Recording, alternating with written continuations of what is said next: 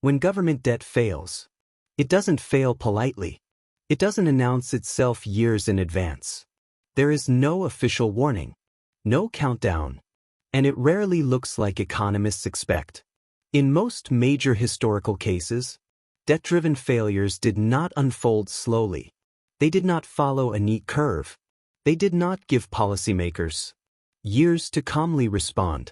They arrived suddenly, often after long periods of apparent stability. Savings were wiped out. Currencies stopped functioning. Entire societies were destabilized in a matter of months. And what made these failures so destructive was not just the economic damage, but it was the shock. People believed the system was stable, right up until it wasn't. Today, we're going to look at how government debt actually causes economies to fail. Not in theory, not in slogans, but through real historical cases and the real financial mechanisms behind them. Before looking at collapses, we need to be precise about one thing. Debt does not destroy economies by itself. What destroys economies is how governments respond when debt becomes difficult or impossible to finance.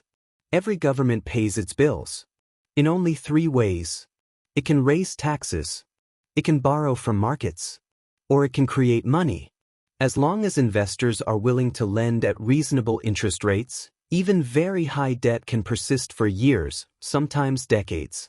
This is why debt problems often appear manageable for long periods of time. Deficits become routine, borrowing becomes normalized, and warning signs are easy to ignore. The turning point comes when debt grows faster than the economy that supports it. At that point, lenders begin to demand higher interest, or they stop lending altogether. Borrowing becomes more expensive, debt servicing consumes more revenue, and the system enters a feedback loop. Higher interest requires more borrowing, which raises interest further. When this happens, governments face a narrowing set of choices. They can cut spending and raise taxes sharply, risking recession, unemployment, and political unrest. Or they can finance obligations indirectly through money creation. This is the bridge many people miss. Hyperinflation is rarely the starting point. It is often the end stage of a debt system that can no longer be financed normally. Before examining specific failures, it helps to look at the global picture. This chart shows selected countries with very high government debt relative to the size of their economies. Some are wealthy, some are poor, some have strong institutions, others do not. The important lesson here is not the number alone.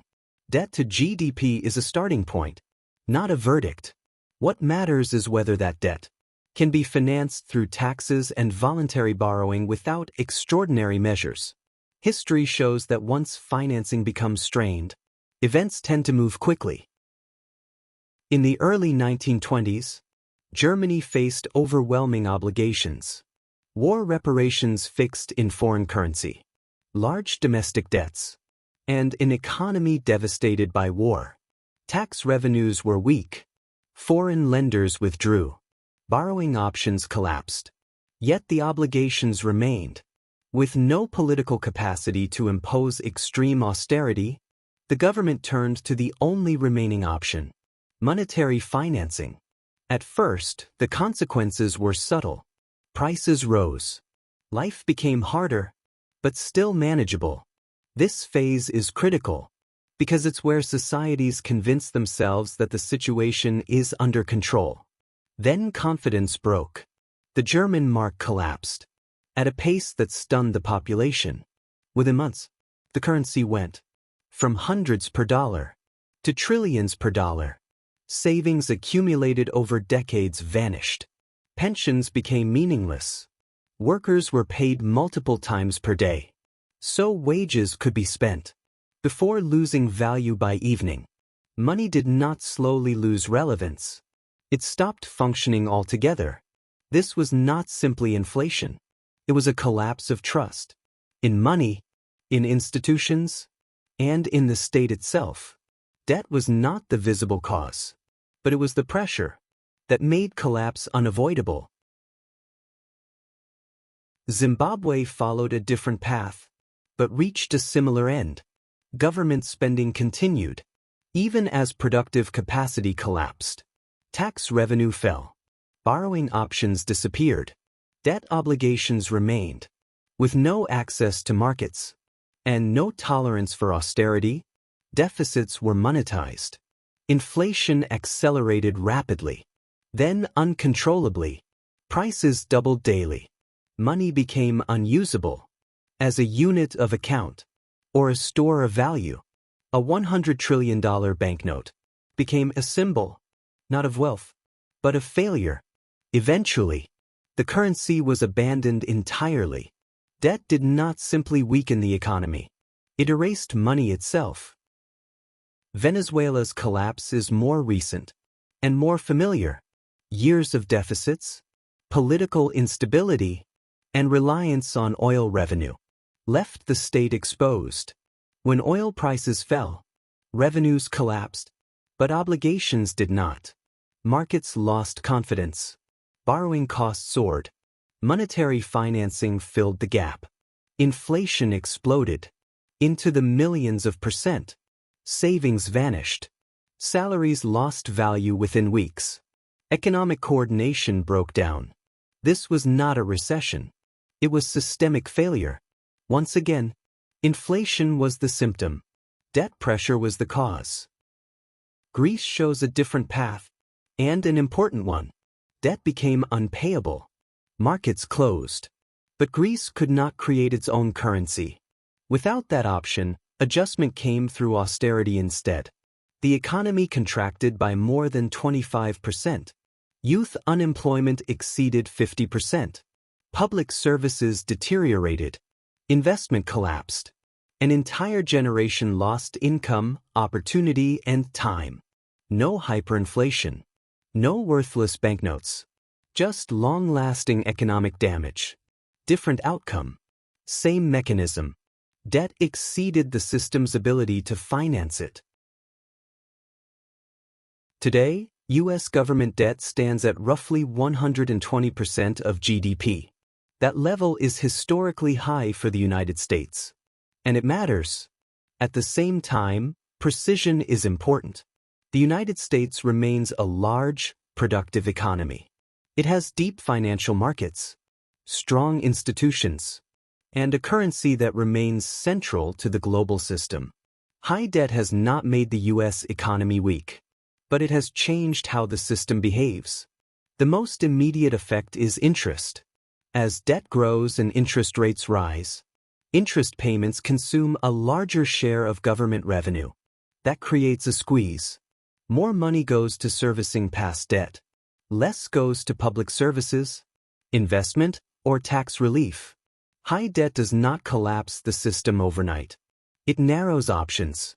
And when options narrow, policy mistakes become more costly. The United States has one major advantage. The dollar is the world's primary reserve currency. Global trade, finance, and central banks depend on dollar-denominated assets. That creates persistent demand for U.S. government debt. This is often called the dollar's exorbitant privilege. It allows the United States to carry more debt for longer than most countries could. But this privilege does not remove risk. It delays it. Reserve currency status buys time. It does not eliminate constraints. And history shows that systems built on confidence can change faster than politics can react. High government debt by itself does not mean an economy is on the verge of collapse. Many countries operate with very high debt levels for long periods of time, sometimes decades, without experiencing crisis. Japan is a clear example. Its government debt is far higher than that of the United States. Yet it has not faced runaway inflation, currency collapse, or sudden loss of market access. Singapore is another case often misunderstood. Much of its government debt is matched by financial assets and supported by mandatory domestic savings. In other words, headline debt numbers do not always reflect weakness. High debt alone does not tell us how an economy will fail. It tells us only where pressure may build. History shows that countries carrying high debt successfully tend to share key characteristics. First, they finance most of their debt domestically. When citizens, pension funds, and domestic institutions hold government bonds, systems are far less vulnerable to sudden capital flight. Second, they borrow in their own currency. This preserves flexibility during periods of stress. Foreign currency debt removes that flexibility entirely. Third, their institutions are credible.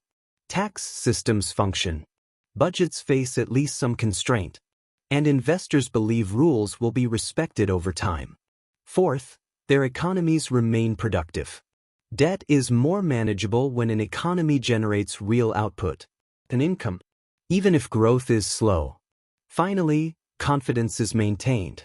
Not blind optimism, but confidence that adjustment, however painful, will eventually occur. These factors don't eliminate risk. They allow stress to be absorbed over time instead of released all at once. History does not tell us when debt will break an economy, but it tells us exactly what it looks like when it does. Lost savings, lost trust, lost time. Understanding these patterns is not about panic. It is about recognizing risk before it becomes irreversible.